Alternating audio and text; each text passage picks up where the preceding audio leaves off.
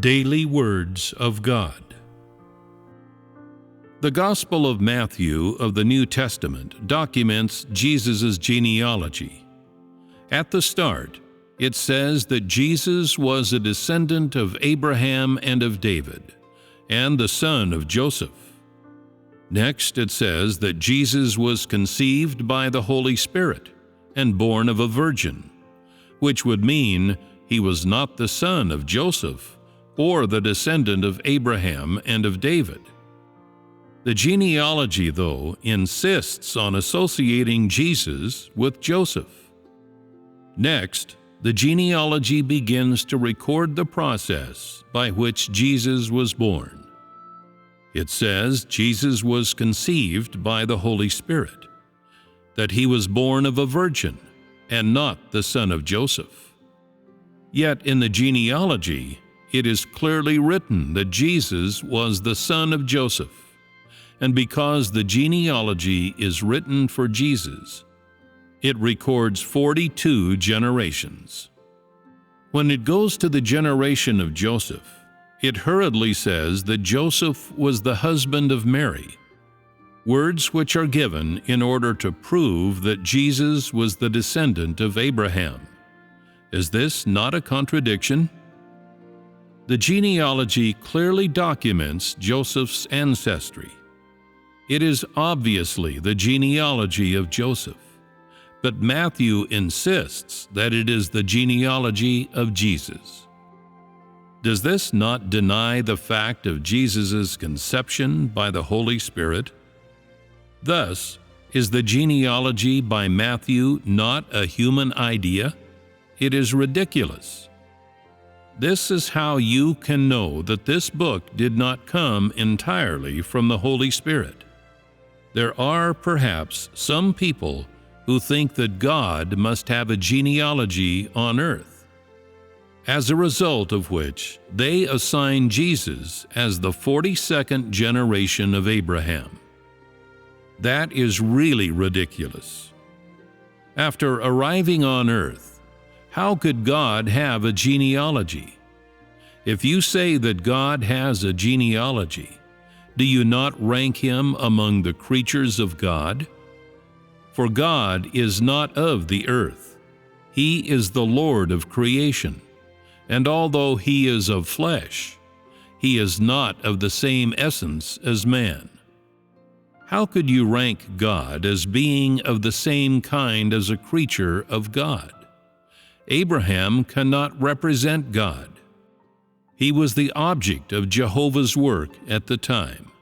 He was merely a faithful servant approved of by Jehovah, and he was one of the people of Israel. How could he be an ancestor of Jesus? Who wrote the genealogy of Jesus? Did Jesus himself write it? Did Jesus personally say to them, "Write my genealogy"? It was recorded by Matthew after Jesus was nailed to the cross. At the time, Jesus had done much work that was incomprehensible to his disciples and had not provided any explanation. After he left, the disciples began to preach and work everywhere. And for the sake of that stage of work, they began writing the epistles and the books of gospel. The books of gospel of the New Testament were recorded 20 to 30 years after Jesus was crucified. Before, the people of Israel only read the Old Testament. That is to say, at the beginning of the age of grace, people read the Old Testament. The New Testament only appeared during the age of grace. The New Testament did not exist when Jesus worked. The people after he was resurrected and ascended to heaven recorded his work.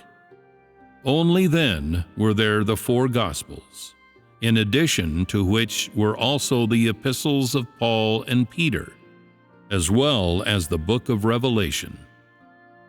More than 300 years after Jesus ascended to heaven, Subsequent generations collated these documents selectively, and only then was there the New Testament of the Bible.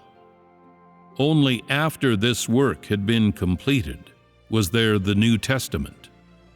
It did not exist previously. God had done all that work, and Paul and the other apostles had written so many epistles to the churches at various locations. People after them combined their epistles and appended the greatest vision recorded by John on the island of Patmos, in which was prophesied God's work of the last days. People made this sequence, which is different from the utterances of today. What is recorded today is according to the steps of God's work. What people engage with today is the work personally done by God, and the words personally uttered by Him. You, mankind, do not need to interfere. The words, which come directly from the Spirit, have been arranged step by step and are different from the arrangement of man's records. What they recorded, it can be said, was according to their level of education and human caliber. What they recorded was the experiences of men, and each had their own means of recording and knowing, and each record was different. Thus, if you worship the Bible as God, you are extremely ignorant and stupid. Why do you not seek the work of the God of today? Only the work of God can save man. The Bible cannot save man. People could read it for several thousand years, and still there would not be the slightest change in them. And if you worship the Bible, you will never gain the work of the Holy Spirit.